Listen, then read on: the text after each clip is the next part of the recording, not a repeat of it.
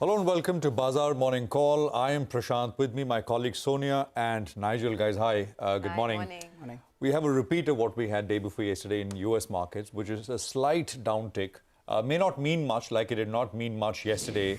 The S&P is down 0.5%. The Nasdaq is down under 1%, but that's about it. I mean, we had a similar kind of session out of US the day before, and the market did what it did yesterday here, which is it posted a strong session. There is, of course, the Fed decision later today, I think, which will be the highlight. And then tomorrow morning, right out of the Fed decision, you have the RBI meeting. Of course, the understanding is that this is not a rate decision meeting. It largely is, about basically trying to explain why the RBI has not been able to get to its targeted inflation zone for many quarters in a row now. Just a piece of good news today for India. You had the PMI numbers come out during, of course, a trading time here, but we got PMI numbers for other Asian emerging markets as well. And, the difference is stark. India is doing better. October over September for India, PMI manufacturing numbers have improved as compared to emerging market, Asian markets, where, the PMI numbers on an average have fallen below 50, which is the fact that these are in contraction zone. So that's, I think, something worth highlighting. The momentum here is pretty strong. High-frequency data is indicating that. SGX, of course, is indicating a bit of a wait-and-watch because I think ahead of the Fed decision, it should be a wait-and-watch kind of a session. We've seen this movie before. Any substantial moves, perhaps, post the Fed decision and what they say. Guys, hi. Hi, morning. And in that context, the Indian markets are unruffled, right, so far. I mean, it's a 10-month high that the market is sitting on. The uptrend is definitely intact. You can see it in the data. You can see it in the F&O positions, in the cash market volumes as well. And give and take everything, I mean, if you look at it, in the last 4 days, FIs have bought 11,200 crores in the cash markets. Yesterday, there was a buy figure once again of 2,600 crores. So the going is good.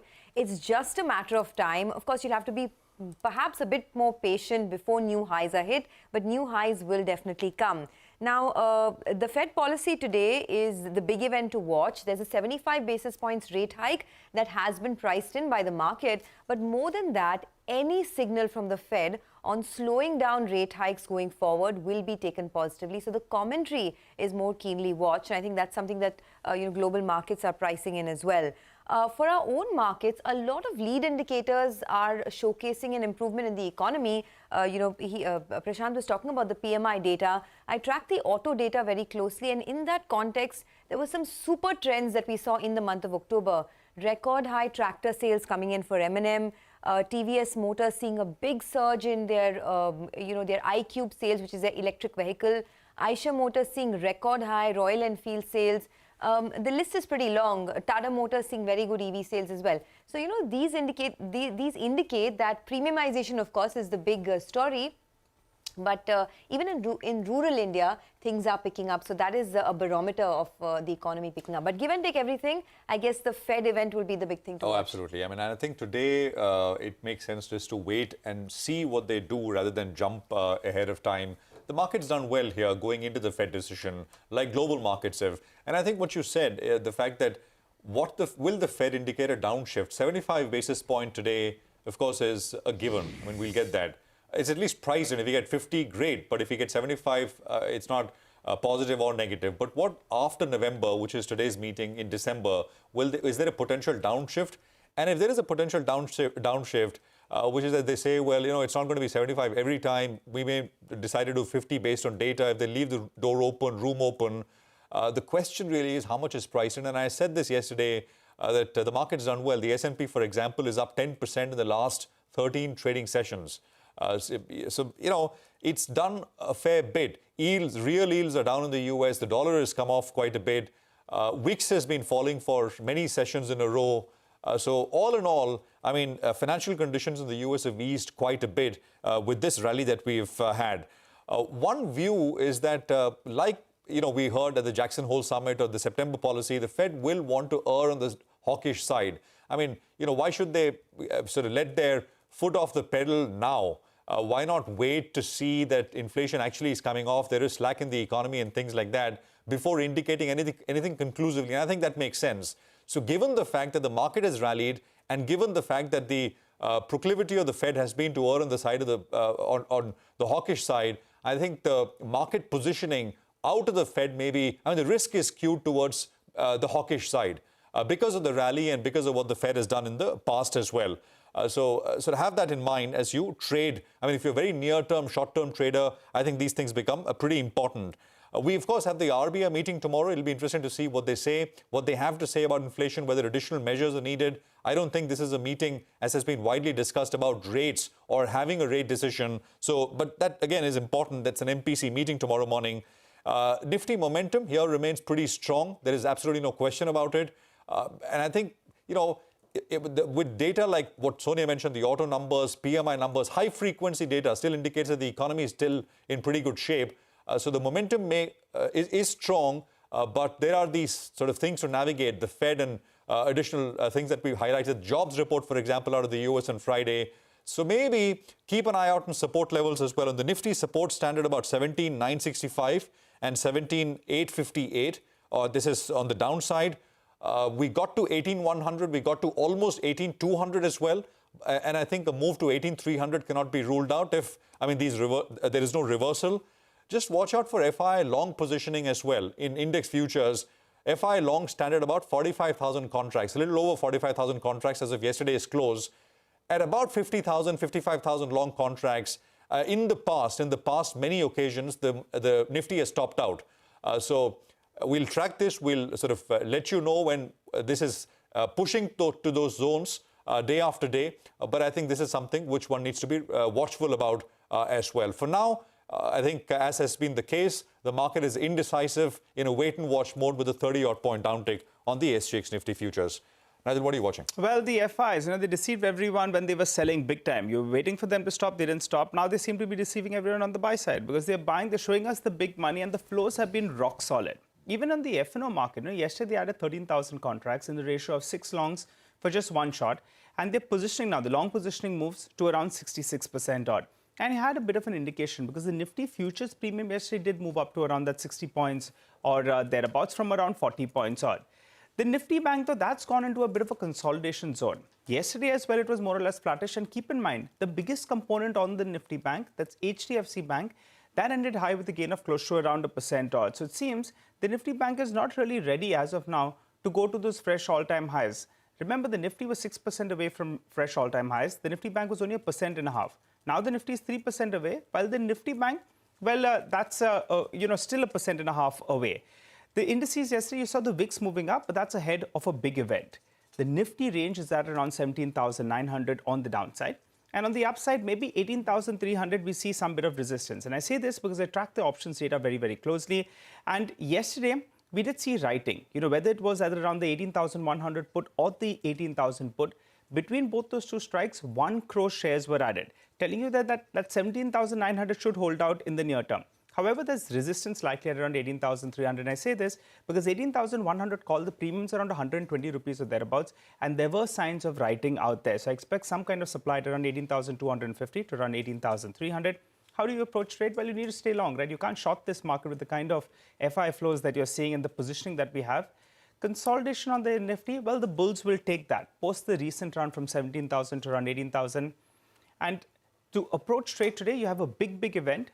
Booking some profits, if you're making money on the index, that could be a prudent strategy. Plenty of options in the broader market. But on the index, my take is that you take some money off the table. SGX Nifty suggests a more or less flattish start. Sonia. Okay, yes, slightly muted over there, right? The SGX Nifty down about 30-odd points, but the Nifty is marching towards lifetime highs, record highs.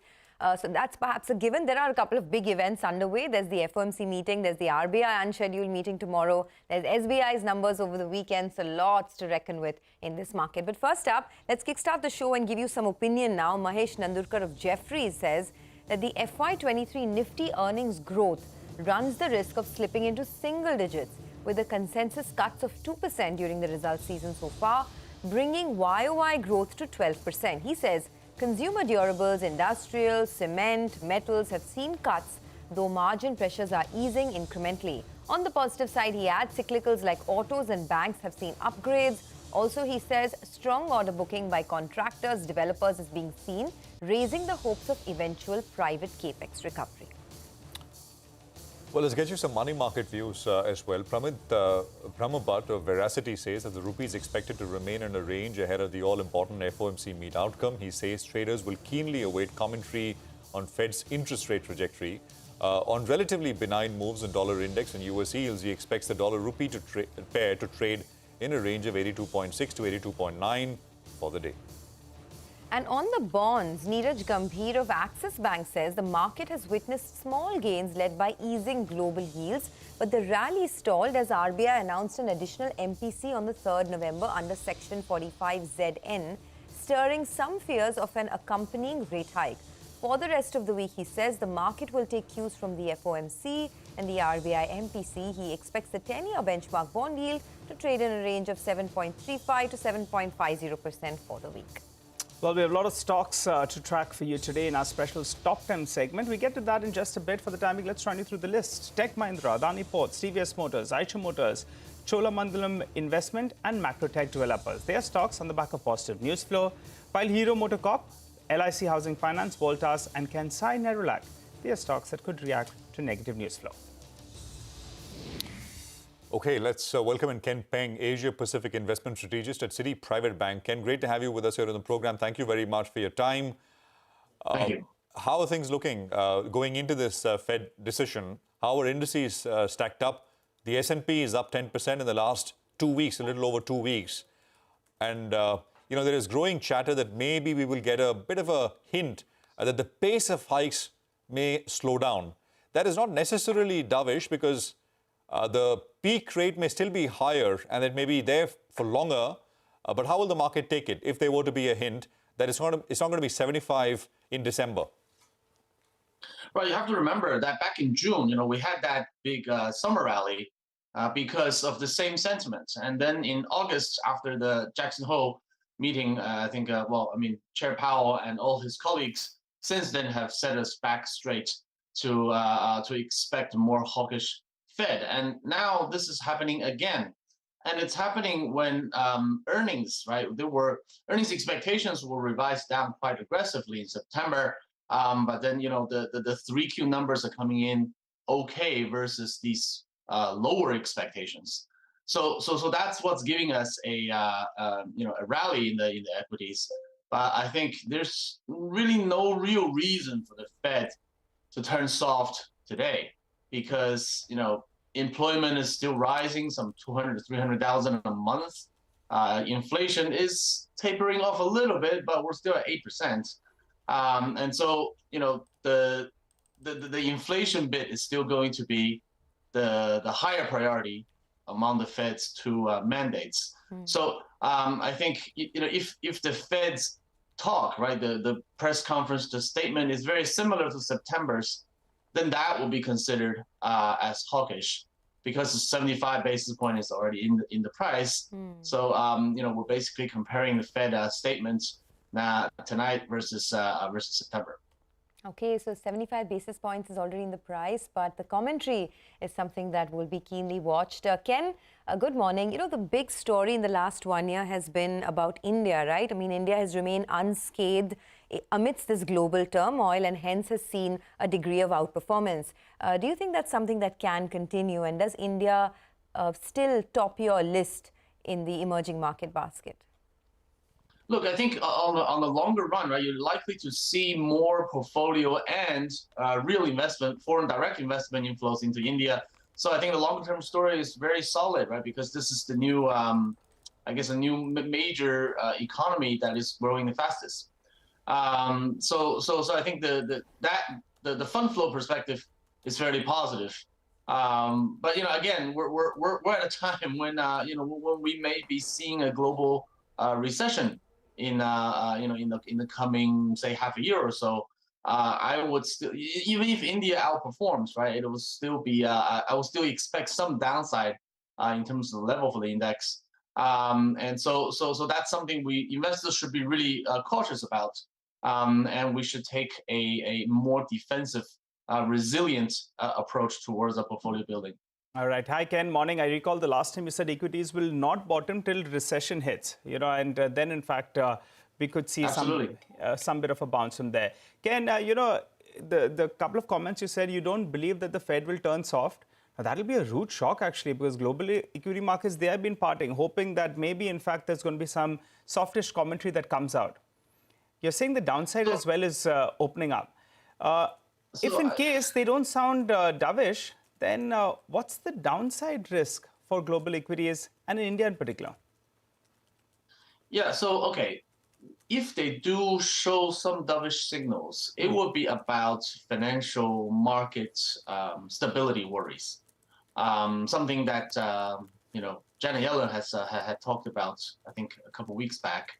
And also, I think Senator Brown had that open letter to Chair Powell calling the Fed reckless in this aggressive tightening. So it's that kind of concern about financial stability.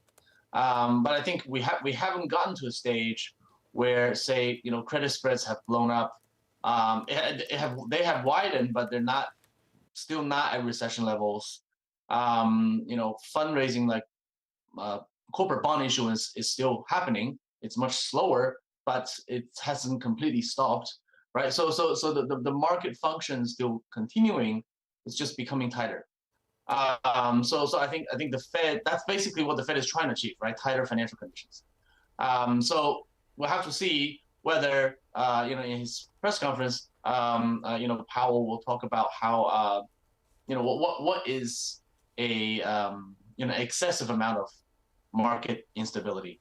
So that will be something that the market is very concerned about. In terms of jobs and inflation, I don't think there's going to be really that much space for the Fed to give us a dovish signal. So if we don't get anything on the dovish side, I think you'll probably see some of the recent rally coming off. All right, Ken, great to have you with us here. Thank you very much. Appreciate it very much, as always, here on CNBC-TV18. There's the midterm elections next week as well in the US, which I think it's so interesting because what does the political establishment want? They want inflation under control. Of course, they want inflation under control. No one wants a price spiral higher. But at the same time, they want growth and so, jobs. So it's an impossible kind of an ask. Yeah. But I think it's an interesting point what Ken said. The last time this happened, the same kind of expectations that markets rallied and the Fed will kind of, and then we got the Jackson Hole summit. It was an 8-minute speech, if you guys remember, right? And he basically repeated over and over again that I will not relent. We are hiking rates, and this has got to go to 2%. And the markets responded very aggressively on the downside. According to Ken, there's no reason for the Fed to do anything. But the fact is that the Fed has done some 500 basis points in hikes in the last 10 months. Right? So maybe they just say, well, we need to assess because the impact of this is not going to come immediately. Yeah. So it's open. The debate is open. I think the bulls will take it with both hands if the commentary is not hawkish. Yeah. That's all they want, right? They don't care about the 75 basis points. It's pretty much priced in. Yeah. And India has in any case moved on. I mean, they have their own internal indicators which are solid. We're practically at all-time highs. Practically at all-time highs. Okay, a lot of stocks to talk about actually. So let's get to that very quickly. Slip into a quick commercial break. When we come back, our entire research team will be here to help us prep for the day. Stay tuned. Welcome back to Bazaar Morning Call. The SGX Nifty is a bit muted, but we've had a very strong run. The market is at a 10-month high, not too far away from record highs. So ahead of key events, just a bit of a pause perhaps today. But our entire research team is here to help you prep for the day. So without wasting any time, let's get straight to that. First up, let's find out how Tech Mahindra did this quarter around. Reema's here with more. Reema, morning.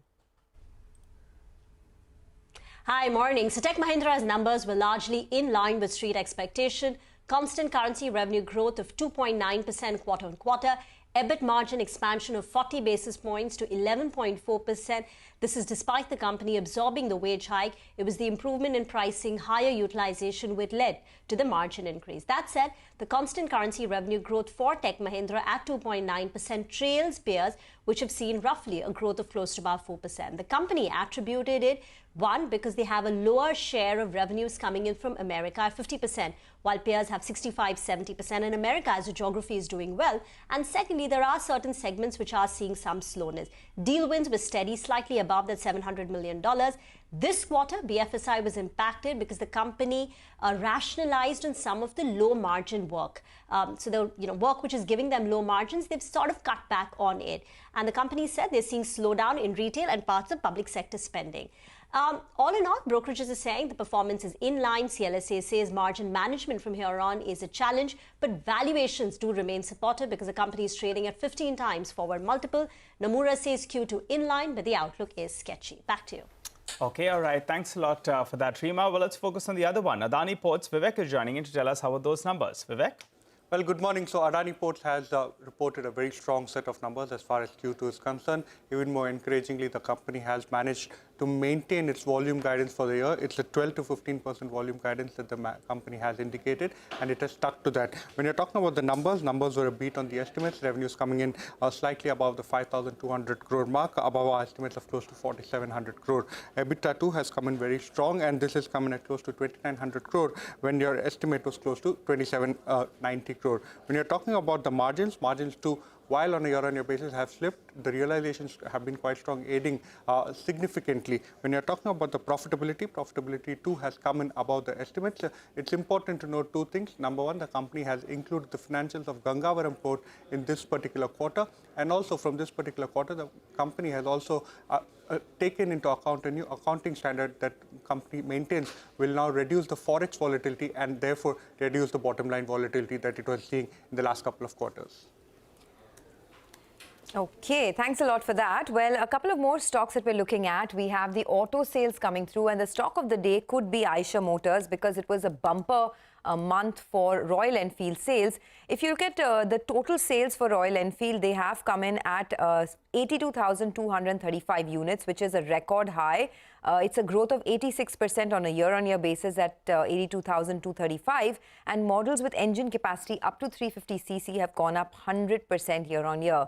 The only thing is that a large chunk of the Royal Enfield sales has come from the new Hunter sales, and over there, since the Hunter is a cheaper product, it's a slightly low-margin product, because of which perhaps the margins could get diluted for Eicher Motors. So that is the big debate. But that, of course, will be offset by lower raw material costs and operating leverage. However, no taking away from the fact that record numbers for Royal Enfield. I'm going with green over there. I'm going with green for TVS Motor as well, because the total sales growth was up just about 2%, but scooter sales were very strong. It was a 20% growth over there. And their electric vehicle iQube has been doing phenomenally well. iQube sales came in at 8,103 units. They used to sell less than 400 units same time last year. And motorcycle sales as well have not been that great, but give and take everything, these are good set of numbers. So I'm going with green for TVS Motor. On Hero MotoCorp, I'm going with red because the numbers are actually worse than what the street was estimating. Very weak sales coming through for the month of October. Motorcycle sales down 17%, overall sales down 17%, scooter sales down 16.5%. And if you look at the trend, they've been stuck in this band of around 4 to 4.5 lakhs for the last 6 months at least. Despite a recovery in their entire auto pack, Hero MotoCorp is still struggling because of its exposure to the rural market. Absolutely. I mean, it's a big disappointment there. Hero there. Well, let's talk about Chola Investment and LIC Housing Finance, which reported as well. Abhishek is standing by with more. Abhishek, hi, morning. Morning, Prashant. So to begin with Chola, over there you have seen a strong disbursals or strong business momentum. However, that's not translated into a strong earnings momentum. So disbursals are up 68% YOY and close to 10% sequentially. The loan growth is pretty robust at 22.35% YOY and about 5.9% sequentially. However, operating profits are down about 2.1% quarter on quarter. So the net interest margin has come in at 7.6%. This compares to about 7.7% in the same quarter last year and about 8% in the previous quarter, and ROE has also declined both YOY and quarter on quarter. So in terms of our poll, the NII is a strong bit. However, PAT has come in at 563 crores versus the number that we were working, which was around 620 crores. Coming on to LIC Housing Finance, it's surprised on the negative side given the fact that net interest margin has come in at just 1.8%. Now Kotak Securities was estimating a net interest margin of about 2.5%. So the NII decline is massive over there, 28% on a sequential basis. Net interest margin, just to give a comparable number, it has come in at 1.8%. This compares to 2.54% in the previous quarter and about 2% in the same quarter last year. Interest income has declined by 3.8% despite the fact that you are seeing a disbursal growth of about 10.5% over there on a sequential basis. So disbursals are up 4.2% YOY and about 10.5% 2.5% quarter-on-quarter. AUM growth is tepid at about 10.5% YOY and 2.5% sequentially. Both in terms of NI and PAT, it's way below our poll. Back to you. Okay, all right, Abhishek, thanks a lot for that. Well, let's hop across to Vahistha. She's here to tell us about Voltas. Hi, Vahistha, morning. Hi, Nigel. Good morning. Well, for Voltas, the numbers do not look very appealing.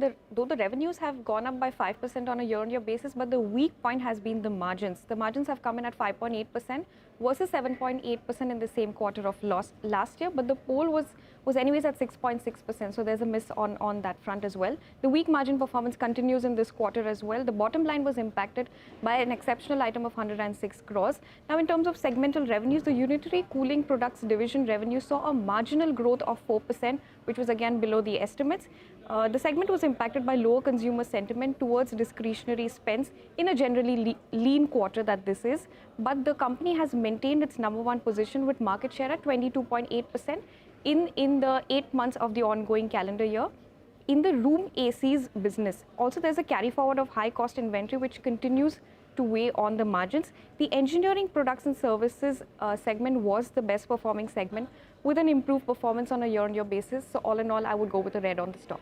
Okay, red on the stock. Macrotech Developers is the other one we are watching this morning. We got the Q2 operational data a while back and it looked very good. So no surprises that the numbers are also following suit. Sonal is here with more. Sonal, morning. Good morning, Sonia. Well, P&L numbers for the real estate companies, they really are not the ones that we should be looking at, but we already got the operational updates, so just taking you through the P&L numbers as well, where revenues were down 17% for Macrotech Developers, EBITDA down 33%, profits were up 28%. Well, revenues were down because some of their projects did not come for recognition in this particular quarter. In terms of pricing growth, the company said they saw a 2% pricing growth in the quarter gone by. As I said, pre-sales is a better indicator of performance for real estate companies, which we already knew. Pre-sales were up 57% on a YOY basis. Collections were up 24%. Of course, these are the numbers on which the stock already reacted positively. And some more details is something we got today. All right, Sonal, thanks very much for that. Kansai Nerolac is another one. By the way, we'll be speaking with the management later on as well. Surabhi is here with details on what they reported. Surabhi, over to you. It was a muted performance by Nerolac. They did see a revenue growth of 19% that comes up to 1930 odd crores, but it was largely led by the revival in the auto segment. The decorative business demand continued to be weaker due to prolonged monsoon. Gross margins were also flat on a year-on-year basis, and the EBITDA margin expansion was also limited due to higher promotional spends. The company says that the decorative business demand will be subdued in Q3 as well on account of high base and early Diwali. They have taken price hikes in both decorative and the industrial segment, and they continue to be in discussions with OEMs for further price increases. For now, we can expect the stock to open in red. Okay, Surabhi, thanks a lot for that. So here's a quick recap of our top stocks in focus. Stocks with positive news flow. There's Tech Mahindra, Adani Ports, TVS Motor, Eicher Motors, Cholamandalam Investment and Macrotech Developers. While stocks with negative news flow, there's Hero MotoCorp, LIC Housing, Voltas and Kansai Nerolac. But it's a big day. There's the FOMC meeting. So all eyes will also be on what's happening in the world of commodities to get a sense of which way things are going. Manisha Gupta is joining in to give us all the action there. Manisha, morning. Morning, Sonia. Thank you for that. Well, ahead of the FOMC meeting, the dollar index the rally has seen a bit of a pause, and that clearly has been supportive for commodities. Take a look at the Brent crude oil prices bouncing back above $95 per barrel. We did see a low of 91.5 in this week itself, so it has been nearly $4 of a jump up from its lows there. The surprise drop in U.S. inventories, the weak U.S. dollar, and the report that China may relax COVID rules from March 2023 are supportive factors here. Same is the case with metals, where we have seen a rebound. Copper was up 3% overnight. Zinc gained up by 2%. Apart from the decline in U.S. dollar, the U.S. factory activity at 50.2 of a showing is better than street estimate, and that has been supportive. So good going when it comes to energy, base metals, even the precious metals like gold and silver have started the day on a positive note. Manisha, any the metal stocks here were very excited. It was one of the top performing sectors yesterday. The China reopening story, any legs to that, or nothing at all? No official confirmation from anywhere? There's no official confirmation to that. But you know what? The markets are really working on sentiment, because when you look at the fundamentals, Prashant, they are way positive than what the prices showcase. So anything positive that you give the markets, they're taking it with both hands. No confirmation yet, but these reports clearly have done wonders to the confidence to the market. All right. I mean, thanks very much, Manish. I wonder what came first. I mean, you know, the rumors or the price move. But maybe the reasons were invented to explain the price move. Happens all the time. But we'll see. The general expectation is that there will be some sort of relaxation, but it'll only take effect slowly and maybe in a more aggressive way from spring next year. That's the general expectation. But stocks were pretty excited. That was the big story during Asian hours and during our market hours as well. Metals doing well in our market yesterday. We'll take a quick break here. Anand Tandon is going to be with us, market expert, veteran, really. Welcome back. Well, the SGX is suggesting a bit of a flattish to a mildly negative start to trade. 10-15 points lower. Well, that's par for the course, I would say. But plenty of stock to discuss, and we have Anand Tandon, market expert, who joins us. Hi, Anand. Morning. Thanks so much for joining in. Well, Anand, you know, we have been getting results flying in thick and fast. I wanted to ask you about a company that came out with its numbers, UPL. It came late in trade yesterday. They've maintained their guidance out there. The margin beat was something that was impressive. And they're also talking about reducing debt by $650 million. Any view on the stock? Structurally, I'm quite positive on the sector overall. I think, you know, a company like UPL with its with the large number of countries that it covers pretty much de-risks you against any single country exposure. And importantly, with the deleveraging that we are talking about, debt, which was very high and was a cause of concern for the market, will hopefully become a little less of a concern. It still remains a little high, but despite that, I think you know, some of the concerns will be allayed. Breaking up the business into smaller parts or having separate investors coming in for each segment is always a good idea in terms of you know, sharpening the focus on the particular business, as well as making sure that cross-border business transactions become a little more transparent. So overall, I think, you know, good, positive on the sector, positive on the move that they've made. Valuations are not particularly stretched, and it seems to be one of the better plays to look at in this market. Okay. Anand, a big takeaway from the auto sales this month is that the premiumization trend continues, right? I mean, record high Royal Enfield sales, TVS iQube, the electric vehicle, has done very well. Even in the rural market, things are improving. M&M has reported record high tractor sales. What's your pick of the pack here? Well, like you said, I think you know, premiumization is the only factor that I can see that can drive domestic growth at this stage. So I would stick with manufacturers which have a large portfolio of SUVs and EVs, and that would likely to be the continual theme. On a turnaround kind of business, maybe you know, you could look at something like a Bajaj Auto, largely because of the fact that I think they've kind of they're trying to do a little better globally, and you know, their guidance seems to be in that direction, and the valuations have reached reasonable levels now. But that's a kind of a little bit of a contra bet at this stage. On the momentum side, I think you know, SUV manufacturer is probably the best. Anand, hi, good morning. I want your view on Tech Mahindra, but before that, just listening to the management. The company, of course, came out with the earnings yesterday. Constant currency revenue growth of almost 3%. Margins also expanded despite wage hikes during the quarter. So this is the management. My colleague Rima spoke with them and started by asking them about revenue growth and a little bit of detail there. Listen in.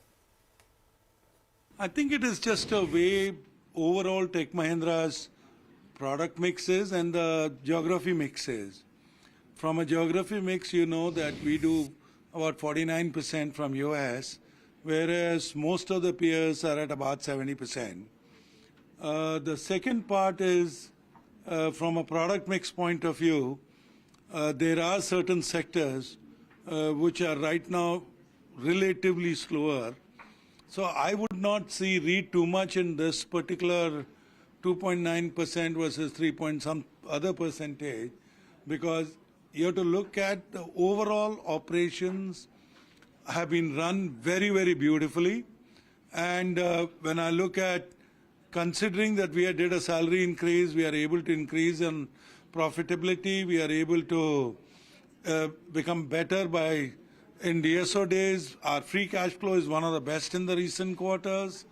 Overall, my customer wins, my large deal wins continue to be 700 million plus. I think it has been a good quarter. Rohit, the last time you said exit margins, that's EBIT margins by Q4 FY23 will be 14%. Do you maintain that? I think it depends on how, as we discussed, the second half economy also pans out, because the impact on Europe, rest of the regions needs to be monitored. I think it's subject to the conditions. So while we continue to drive operational improvement, which is the plan we have, in fact, we'll drive it more aggressively. So our endeavor will be continue to drive operating actions. So you're saying margins will improve in Q3 and Q4, but it may not hit 14%? I mean, we don't usually give guidance, but we will continue to walk towards that benchmark, yes. Okay. But that benchmark will be hit by Q4? As I said, we don't give guidance officially. Well, you did last time. Okay. Vivek, BFSI was down in dollar terms. Can you tell us in constant currency terms what was the performance? And is it one of the relatively slower sectors? So one of the things, as CP was talking about constant currency growth, I also would want to recall that we had said as a company, we will rationalize some of our book and look at efficiency, look at dropping some low margin revenue. And we've done some of that rationalization in this quarter. And some of that has been in BFSI. All right, that's the Tech Mahindra management. Anand Tandon is still with us. Anand, weigh in on Tech Mahindra if you have a view. But my question really is about the market itself. Do you think the mix is there for the market to push significantly higher from here? Because we've had the previous two instances. The last time we were around these levels was in September. Before that, in April. Earlier in January this year, we got we kind of broke above these levels, but then came off sharply. Is there enough in the mix to propel the market higher, back to all-time highs and beyond right now, as you see it? What's your sense? So on Tech Mahindra, quickly, it remains a play on margins, frankly. They have guided for margins higher than where they are right now, 11.5%. And if you actually get to that stage, then obviously earnings growth will continue to be driven upwards. Relatively, it is less expensive than most of its peer group. They do have a lot of levers that they can push in terms of trying to increase margins, but somehow they haven't managed to do as much as they have promised in the past, and that leaves a little bit of skepticism about their ability to execute. But that said, right now, their communications portfolio is doing quite well, and they seem to be in somewhat of a sweet spot in terms of being able to continue to create the right kind of pyramid structure within the company in terms of being able to offshore a little more and so on.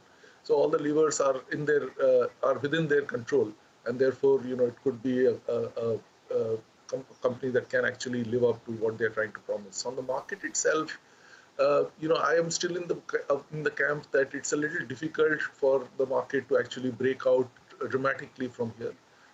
Broadly, interest rate moving up means there is a cap on valuation. So valuations can't move. Now you have to look at earnings growth.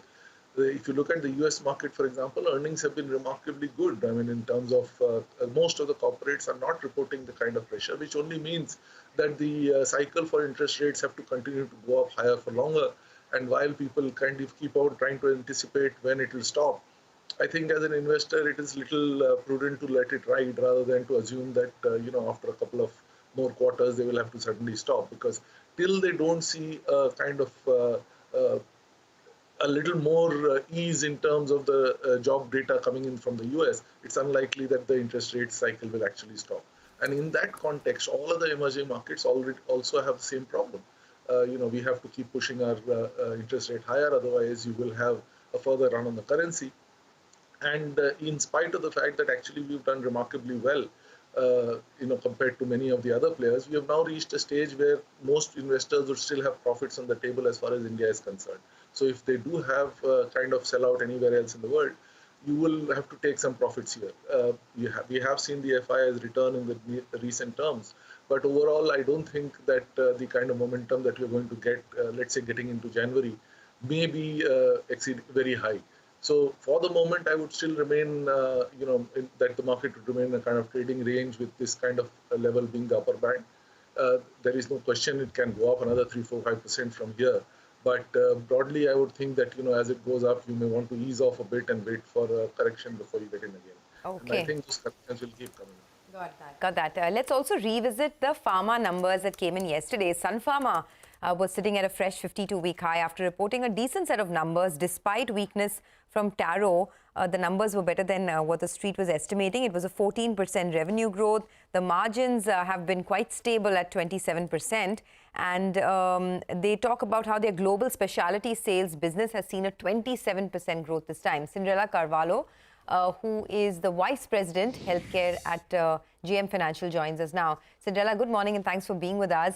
On Sun Pharma, based on these numbers, do you see further upsides in the stock? And is the risk-reward still favorable for long-term investors? Yes, thank you. And definitely, Sun Pharma has outperformed our expectation, not just for the quarter. And when we are looking at the long-term trajectory, we see that there are a lot of levers. Like how you just now mentioned Taro performance, we expect that Taro should start stabilizing as we move ahead. India remains very strong and the growth remains quite in the ahead of IPM, and that gives us the strength. Being the largest company in India, continues to grow ahead of the IPM. Specialty business is supporting the US segment very well, and we are seeing that the second half will be a stronger quarter for products like Illumia. And given that this is the strong driver, even in this quarter's gross margin contribution levels, we expect that the levers will continue to be stronger. In the pharma space, we continue to like this company strongly, and we believe this is one of our top pick, and we maintain the same. Given that many levers are there in front of us to see the trajectory going ahead. Even on the global specialty, we believe that they will cross almost $850 million this year itself. And that itself is a very strong performance. And given that this should allow a larger EBITDA expansion from the overall business perspective, given that specialty business is kind of will lead the growth going ahead. And along with that, if we look at the generic side of the business also, what we are seeing is the generic portion is also stabilizing. Plus, there will be some launches like generic Revlimid. We expect somewhere around Q4. That will also support the generic business overall performance going ahead. All right. Hi, Cinderella. Good morning. That's about Sun Pharma, but I want to ask you about another stock, Piramal Pharma. That recently listed. Expectation was it listed around 200 rupees odd. From there, because of rejig of indices, yesterday there was some MSCI selling as well. The stock came down to around 155, 160 odd. Any view on the stock? It comes out of T2T as well tomorrow.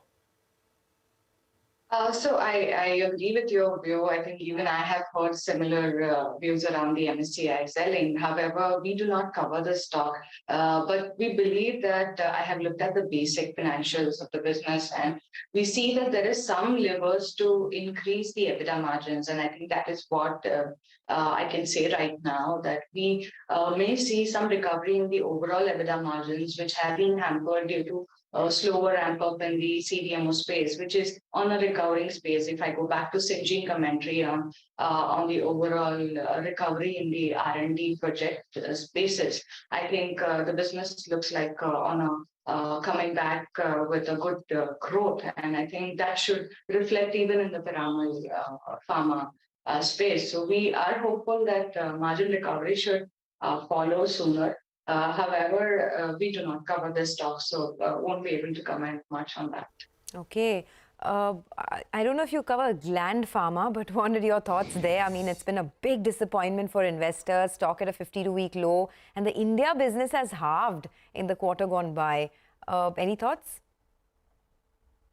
So again, we do not cover this stock, but based on the management commentary that we have heard, basically we understand that there are certain shortages which will continue for another year or so, which will keep the earnings performance weaker than expected. Management has also around their guidance taken a U-turn. So I think this is what is showing a weakness in the overall earnings performance, and that is the reason maybe we are seeing this harsh reflection on the pricing front. But we believe that this will, take its own course of time before it stabilizes. So investors will have to wait for the performance or the earnings to stabilize before anything else that I can add to it, because as I told you, we don't cover this stuff.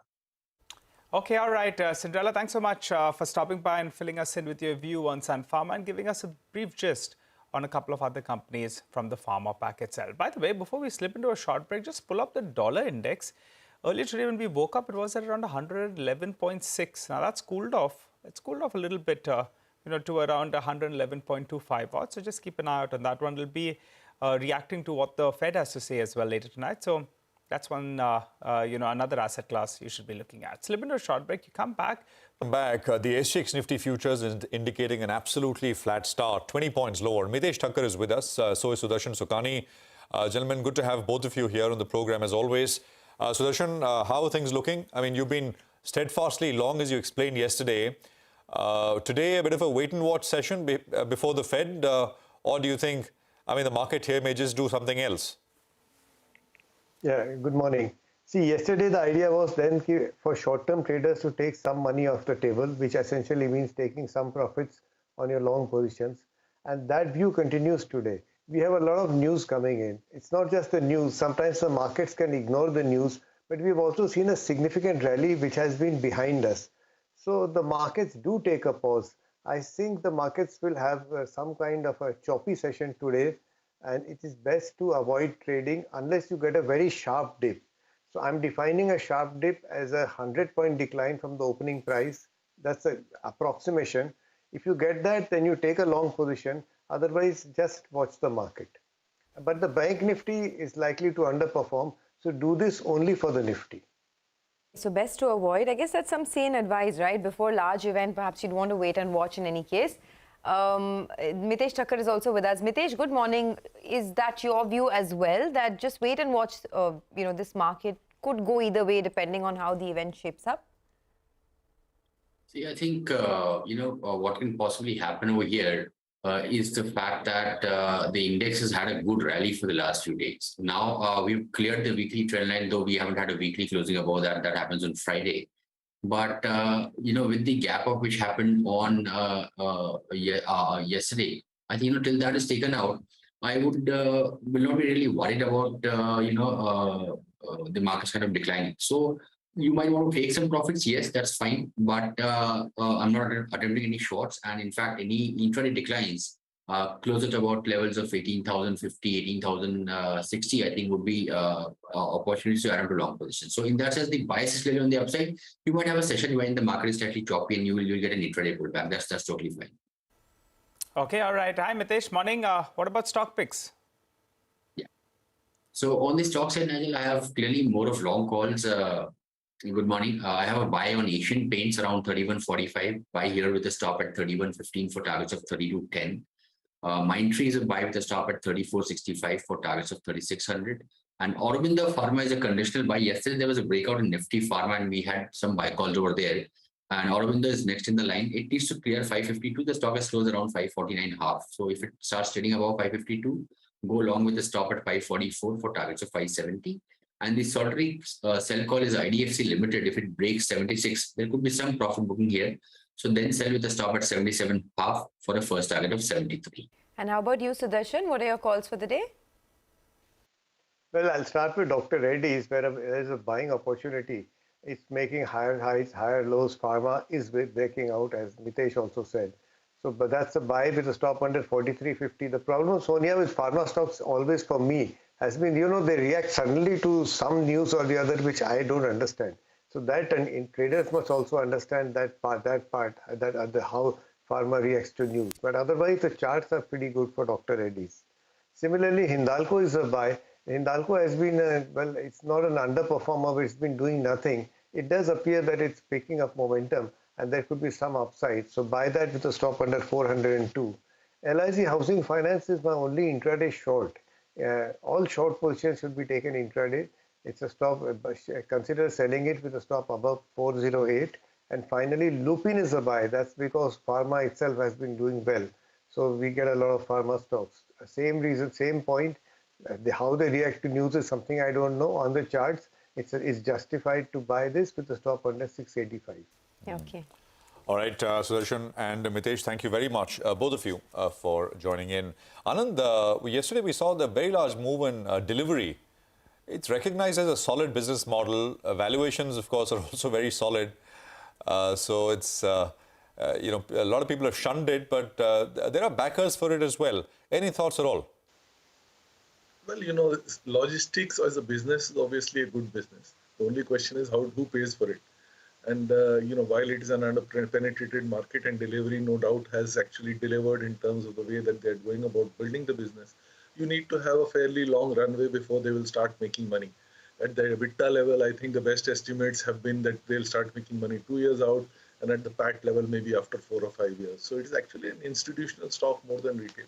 You know, based on earnings itself, you'll find it justified to buy anytime soon. However, on a, you know, on a DCF basis, maybe around this level, you should be able to justify some kind of purchases. But as I said, you know, the likelihood that you'll be surprised very much on the upside for a retail investor is highly unlikely. So it's best left to the institutions.